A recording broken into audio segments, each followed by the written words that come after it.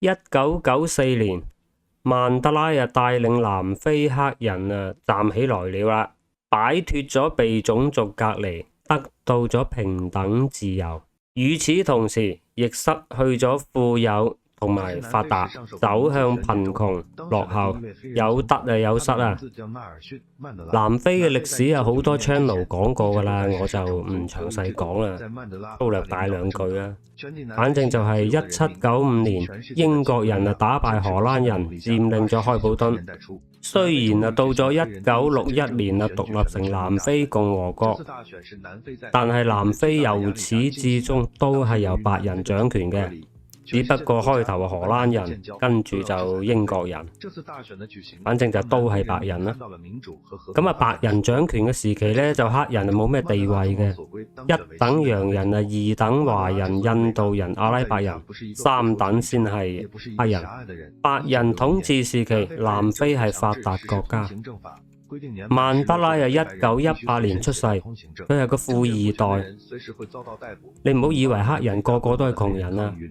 曼德拉就係有錢人嚟嘅，佢嘅曾祖父係一個王國嘅國王，佢老豆係一個部落嘅酋長，而曼德拉係意識到知識嘅重要性嘅，佢全家都冇人去讀書嘅，就係曼德拉自己走去讀書。佢畢業於南非赫爾堡大學，之後又去咗 University of the Witwatersrand 讀 law， 取得法學學士學位。曼德拉係受過高等教育㗎。期間，曼德拉一直組織黑人，號召廢除不平等法例。首先就係非暴力抗爭，咁試過之後就知道非暴力係冇用嘅，跟住轉為暴力抗爭，期間多次入獄，最後仲要被判終身監禁添。咁到咗1994年，曼德拉係俾人放翻出嚟嘅。南非終於舉行咗第一次不分種族嘅選舉，咁個個黑人都會投曼德拉票㗎啦。咁曼德拉就成為南非第一位黑人總統啦。南非人終於站起來了，黑人當家作主啦。曼德拉係繼續沿用英國人留低嘅嗰套憲政民主議會制，司法獨立，三權分立，民主選舉。佢制度係冇變㗎，佢只係換咗人咋。但係重點嚟啦，呢個時候嘅黑人政府就開始反過嚟欺壓翻啲白人。嗰啲南非黑人積累咗幾百年對白人嘅仇恨，一下子爆發晒出嚟，對白人嘅企業同個人各種莫須有嘅罪名打壓同針對，經常有白人被無啦啦殺害。於是乎啲白人梗係離開南非啦，外資撤離。Elon Musk 咪就係呢個時候離開南非㗎咯，走咗去美國做世界首富咯，係咪好似曾相識啊？係咪同依家某個地方講啲外資走好相似啊？一個世界金融中心咪就係咁樣趕咗去新加坡咯。好啦，咁啲白人走咗之後呢，硬件佢係帶唔走嘅。南非嗰啲原先由白人做開嘅高技術崗位呢，就由黑人去代替，結果就係文化、教育、價值觀等各方面都同啲白人完全唔同。做事嘅態度、對品質嘅要求都完全唔同，結果就經濟直線下降，走向貧窮，直到而家都起唔返身。咁到底係人種嘅問題啊，定係基因嘅問題呢？佢係同樣嘅政治體系、司法架構，只不過係由白人換成黑人啫，點解會搞成咁嘅呢？你睇人哋日本、韓國、歐洲嗰堆經歷過二戰洗禮嘅嗰啲國家，當時咪一窮二白，而家全部都起翻晒上嚟啦。點解南非跌咗落去就唔得呢？咁上唔翻嚟嘅？我唔係南非人啦，亦都唔係黑人白人，所以我係一個純客觀嘅角度。我覺得呢個同種族文化真係有關嘅。白人呢，普遍就有基督教嘅文化嘅。主啊，求你寬恕我們的罪過，如同我們寬恕別人一樣。相對嚟講，啲白人係冇咁記仇嘅。你睇下歷史上英國同法國、西班牙嗰啲曾經都打過大仗㗎，當時係各為其主，你殺我，我殺你，咁人哋過咗之後都冇嘢啦。咁之後咪好好嘅合作伙伴，唔會成日掛喺嘴邊啊，要報仇啊，點樣樣噶嘛。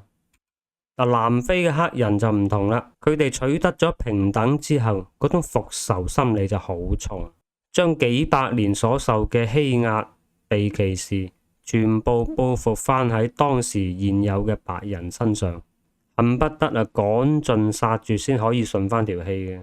咁結果咪付出代價咯。而且仲有一個好重要嘅問題嘅，曼德拉自己就話受過高等教育啫。而且曼德拉又唔係讀政治同經濟嘅，佢係讀 law 嘅。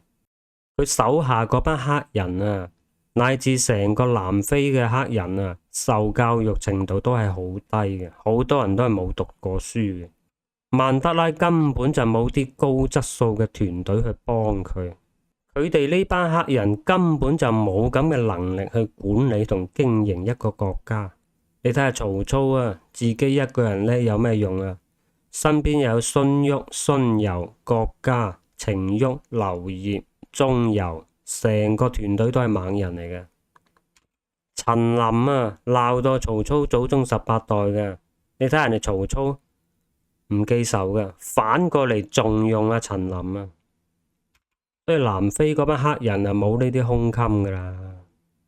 當時正確嘅做法呢，應該係放低仇恨，起用嗰啲有能力、有經驗嘅白人去做管理層，用50年嘅時間去普及國民嘅受教育程度，有得俾你抄功課噶啦。你睇下人哋李光耀，新加坡獨立嘅時候，請咗3個英國御用大律師嚟幫新加坡搞司法體系同埋獨立反貪部門，仲要將英文列為新加坡第一語言啊！新加坡曾經都係英國嘅殖民地啦。唔通就冇不平等對待咩？只不過就冇南非咁嚴重。仲有啊，白人掌權時期嘅南非啊，嗰個時候係發達國家水平啊，好多安哥拉啊、納米比亞、莫桑比克啊，旁邊嗰啲咁嘅非洲國家，嗰啲外來嘅黑人啊，好多都離開自己嘅自由嘅國度，千里迢迢走去南非幫啲白人企業打工啊。點解啊？因為南非賺錢多啊嘛，佢哋喺自己嘅國家好難生存噶，要面對失業、貧窮、疾病，日日俾啲花炮追9條街。去到南非呢，雖然人格、政治待遇都比較差，但係人哋可以養妻活兒，生活上衣食無憂噃。反而曼德拉掌權後嘅南非，失業率高企，貧窮、罪案率飆升。咁如果你係一個南非人，你寧願翻去做一個被歧視嘅中產啦，抑或係做一個有尊嚴嘅窮人呢？嗱，我哋睇下啲評論係點講啊。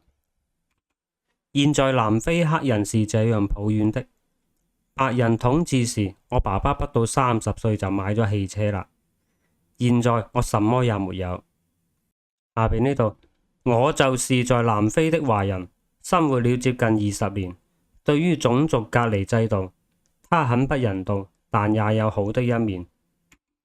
你查閱歷史可以了解到，94年之前南非國力包括軍事、醫療、農業等各個方面都屬於世界一流水平。94年之後，因為黑人好食懶做，不會治理國家，而且腐敗橫行，導致南非淪落到好似一篤屎咁樣發展。嗱，如果我係一個南非黑人嘅話吓，我就寧願翻返去以前白人統治時期嘅南非啦。啲黑人啊，雖然啊低人一等，受到歧視，但係有錢啊。你依家有自由有咩用啫？一窮二白，屋企人有病啊，你都冇錢去睇啊。阿叻哥話齋，有嘢危險得過窮？OK，今日講到呢度，多謝大家收睇，拜拜。